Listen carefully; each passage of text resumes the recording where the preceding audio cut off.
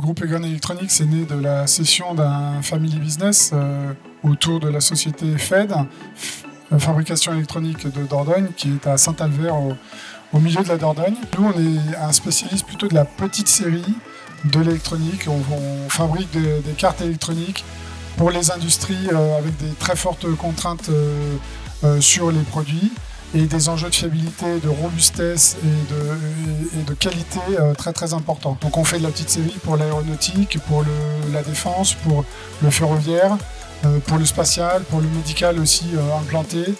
Tous ces secteurs dans lesquels il y a des enjeux très très forts de sécurité pour les personnes très souvent. Nous, on intervient, comme je l'ai dit, sur de la petite série avec des enjeux de fiabilité très très forts et donc le prix n'est pas le premier driver et nos clients viennent chercher un accompagnement technique, une expertise qu'ils ne peuvent pas trouver dans des pays à très bas coût. On intervient sur un marché effectivement de l'électronique qui au niveau mondial est perturbé par ce qui se passe au niveau géopolitique.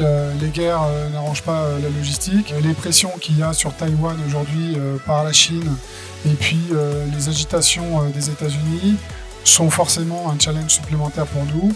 Et donc on travaille avec nos clients pour innover dans des solutions de stockage de composants critiques, d'approvisionnement par anticipation et aussi de redesign et aussi de MCO. L'électronique devient de plus en plus miniaturisée et donc nous, notre enjeu, c'est à la fois d'être capable de fabriquer les cartes d'électronique d'aujourd'hui et de demain et puis aussi de fabriquer des cartes qui ont été conçues il y a une quarantaine d'années puisque les avions, que ce soit dans la défense ou dans le civil par exemple, ou les trains sont conçus avec des designs anciens qui changent très peu puisque changer un design, c'est recertifier tout un système et c'est très coûteux, donc nos clients ne changent pas le design. Nous, notre principal enjeu pour devenir un leader européen, c'est de faire de la croissance externe dans les pays d'Europe.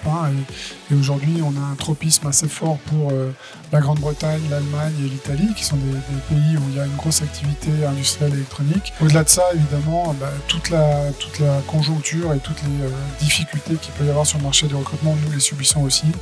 On fait énormément appel à de la formation en interne et on fait aussi beaucoup d'apprentissage. On a beaucoup d'apprentis chez nous qu'on garde pour un certain nombre d'entre eux et qui deviennent de très très bons experts techniques dans nos domaines.